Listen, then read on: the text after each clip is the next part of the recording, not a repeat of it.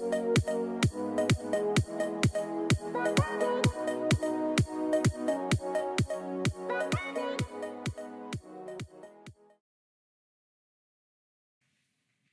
guys, thanks for joining. Today we're just going to do a very specific example. We're going to add an Illustra Essentials camera, which is actually a Dahua camera OEM, into an ExacqVision Start system.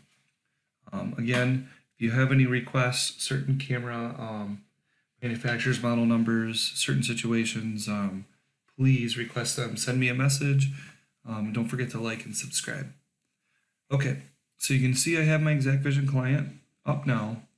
Basically gonna just click on the settings tab on the top, and I'm gonna expand, it's already expanded now, but down to add IP cameras. Down below you can see the cameras on my network. I already know which camera that I want to add. The username and password for these cameras is admin. Now that is default, and I highly suggest changing that. I highly suggest changing all of your usernames and passwords, and I'll do another video on that later. But for today, for the demonstration, we are just going to use the default. So a lot of times by default, you'll see all these cameras checked. I only have one license on this system, so I'm going to uncheck that. Check the camera I like, which highlights it. I'm going to click the Add Selected button on the bottom right. And again, it's going to prompt me for the username and password. I have already told my system, because I've been using it on and off, to use admin, but I'm just going to retype it in there. Click OK, and you'll see the status in the top right. You may see it disconnect a few times, but eventually, this is ultimately what you want to see, is status connected. As soon as the camera connects, on the left-hand side, you'll see a plus sign, and you'll see camera recording. It's a new tab that only shows up once you have at least one camera in the system. So we'll go ahead and expand that out, and then you'll see an icon of a camera. It says input 1. Of course, as soon as I click on that, you'll see the picture of your camera to the right. And we'll just kind of go through some of these tabs down here. The first tab, obviously, where it says name, is where we can describe the camera. Since this is in one of my shops, I'm just going to call it a shop camera. I need to spell it correctly first, though. And today is Labor Day, and the lights are off, so that's why it's in black and white and infrared. So if I click Apply here, you'll see that it changes on the left-hand side. However, I don't see anything on the screen. We need to tell, and that's my rooster saying hi in the background, if you guys can hear that. If you want to put the display on the screen, we have to tell it where and what to display. So on this position tab, I like to use bottom center personally. You can use whichever you like. I like to tell it to put the name, time, and date on the screen. Now don't worry if that actually covers up something important on your screen. That is dynamic, so you can remove it later if you need to export the video. So if you have this camera over a cash register or something similar, you can always remove that. So don't worry about it being too big or covering something up. Personally, I like to add a background to it, like perhaps maybe a light or dark gray background. And then I like to change the text to white, take off the bold, and make it larger. For me, that's just a little easier to read, and it's going to be different for everybody. Again, it's preference. We get a lot of requests in schools to change it to the school colors. So excuse me, it's pretty neat that you can do that. So moving on, the next tab is our video tab. And there are brightness, contrast, saturation, some other settings. Now keep in mind, these settings are from the camera menu itself, pushing through ExacqVision. So if I make a change here, it's actually going to change in the camera. So there is no need to change the brightness in ExacqVision and then log into the camera and change the brightness, because as soon as you go into the camera and make a change, it's going to affect this. For example, by default, that camera comes with wide dynamic range turned off. So you can tell I've been in this camera already, because when it connected, it was set to a level. Which brings us to wide dynamic range. Wide dynamic range, if you don't know already, basically just it's going to take your lightest parts of your picture and your darkest, and it's going to try to compensate and give you the best picture. I like to always at least try it on at 50% or half, or whichever camera you have, it'll display a different level. And I can already tell some of the darker areas have lightened up and some of the lighter areas have turned down a little bit. And that's specifically great for windows and doors, stuff like that. We'll go to our recording tab, and for our system and most systems, you're going to want to use H.264 or H.265 or a codec similar to that. JPEG, maybe if you're using advanced analytics and you need a brand new snapshot every frame. You might see it in some older cameras, but we're not even going to talk about it in this video. So we're going to keep it H.264. This camera is capable of doing 1080p, 2 megapixel. 1080p is kind of deceiving because that kind of depends on the frame rate, but we're only going to record in 10 images per second. But I like that format, 16 by 9, and most of our monitors that we're going to look at the camera with are that format. So let's click apply, and now you'll see the camera disconnects. It's because the camera's taking those settings and it disconnects for a second, and then it continues to restream. All Dahua cameras do this, and of course we're using the Illustra Essentials, which is Tyco's version of that camera. So quality, it's going to be the quality of our stream and our bit rate. There are a couple different ways to do this. You will actually see some cameras, specifically access cameras, that will disconnect in certain software if you are above 50%. There's other ways to handle bitrate, and we'll handle that in a different video. But today we can keep it up at 10. It's not going to affect the system. We have plenty of bandwidth. So we've covered our display tab, our video tab, recording. We've told it that we want to catch 10 images every second at that resolution using this codec, the H.264 codec. We're going to look at the motion detection tab, because we are actually going to want to use motion detection to tell the system when to record. Let's start with the motion mask. If I click edit, you'll see a grid here. And basically what this grid for is we can actually tell the system parts of the picture where we want to ignore motion. So we're going to go ahead and pick some areas up high. More typical than this would probably be outside with some trees. I'm actually going to block out the wall just in case a spider or something runs up the wall. I don't need to record that. I don't actually want to see that, so this won't block out that area of the picture. It's just basically going to tell the system, hey, I don't care if something moves in that area. However, I will keep the rest of this open.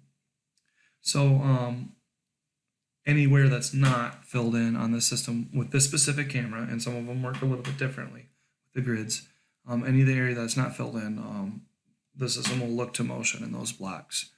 Of course, now we have our motion detection sensitivity, which is how sensitive in those areas can something be. Well, since this is a pretty stagnant environment, I'm actually going to turn that up a little bit to 9, 9 being 1 out of 10. And I made a mistake there. I didn't apply my motion mask, so I'm going to have to go ahead and do that before I start playing with my sensitivity. So I'm going to put my motion mask back in here, click apply. Now we have two other options in here, pre-motion and post-motion. Okay, what that means is the system itself keeps a temporary storage of video all the time of up to 10 seconds on every camera. What this allows us to do is choose whether we want some of that temporary video to actually go on the front or behind our video that we're recording. That comes in handy for if someone were to blow through a door or come through a door. Sometimes it's nice to have a couple seconds before that. It kind of creates a better scene. The other thing it does, it helps with, is if you have moving people in the picture and they stop to talk. Maybe the system doesn't see them moving and it will stop the record. That can be annoying when you're reviewing video. So by turning this up, again, it's all about preference and what you like to see and what your customers like to see. But I like to start at 5 and 5.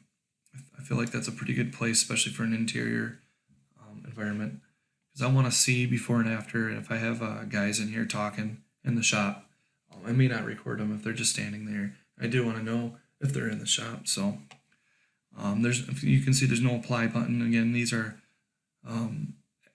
just to reiterate, with ExacqVision, every camera shows up different. Every model and manufacturer camera has a different menu in this section, because what we're actually looking at is the camera menu.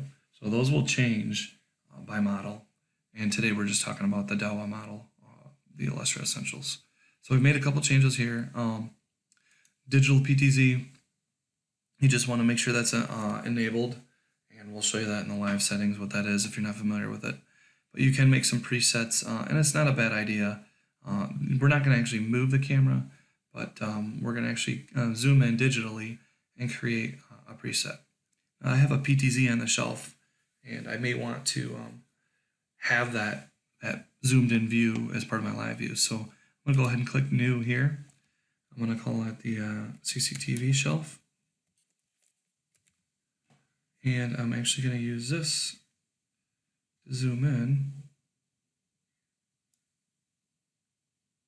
And this is digital. I'm using my pan tilt zoom controls. And then I'm going to apply that. And you'll see that shows up here in this list. And later I'll show you how we can actually retrieve that. The last tab is the schedule tab. And by default, it has each day as recording in blue on default, which is motion. We're going to leave it on motion for this example, but I will show you how to do a time-lapse record. And of course, in ExacqVision Pro and Enterprise, you have other options, but since we're using ExacqVision Start, it's very simple. So if you wanted to change this to all time-lapse, we would simply just drag across all of our days and our whole timeline and choose free run, and then click apply. So now that camera would be recording all the time, but what we want to actually do is change that to motion. And so that schedule basically is telling our camera, hey, use these motion settings that we set up to define when my camera records. So, and you'll notice there's also an apply to tab. So if you want to push some of these settings out to other cameras, and you have other cameras in the system, they would show up on this window, and you can pick and choose which cameras you want to push those settings to. Since we only have one camera, that doesn't apply to us. So under the settings tab at the top, we've added a camera, and we set some basic display properties and recording rules. And you notice with the Illustra Essentials camera and with most Daiwa cameras, it creates this annoying privacy mask on the top left. It's probably been driving you nuts the whole time. I'm not exactly sure why it shows up. I have written a macro before to automatically delete it, but in this example, I'm going to show you guys how to turn it off in the camera itself. So basically, we're going to need to log into the camera, and ExacqVision actually provides us this link. Since our camera is on the same flat network, we can just actually click on this. It's going to open up Edge. I usually use Internet Explorer for these, but of course our username and password is admin and admin. We're going to log into the camera. I don't need to load the video codec. We don't need to actually view any video in the settings.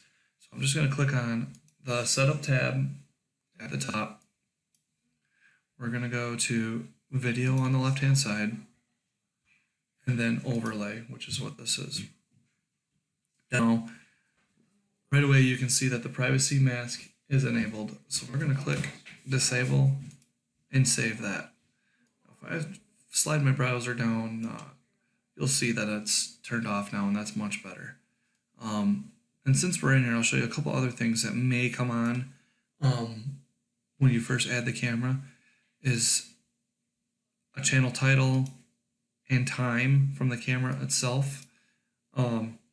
Unless you're using a standalone camera, I almost always turn that off. We don't want the camera broadcasting or stamping any video or time on the picture, because that will cover up the video. We have ExacqVision, and ExacqVision does an excellent job of putting the title on. And again, that's dynamic, so we can take that off later, remove it if it's in the way. If you use the built-in camera title and date, that will not be able to remove it at a later time. And it's not as nice. You can't add a background. It's very limited, basically. So as far as setting up the camera, I think we have it. The next step that I usually do is to make sure that it's recording. So since we don't really have any motion going on in the shop, we're probably not going to see any recording from the motion. However, we did switch it to time lapse for a couple minutes. So to check to make sure it's recording, we're just going to go to the search tab in the middle, and I'm just going to do time and date search, kind of general range, and there we have some time lapse recording right there. Shop camera. The camera is working. Typically, we would probably want to use motion recording, make sure the motion's working. We will check that later. So there you have it. I guess we just want to look at a little bit of live. We'll click to the live screen and drag that shop camera over, and there it is. So we've added our camera into our system. Very simple. If you right click, you'll see there's some other live options.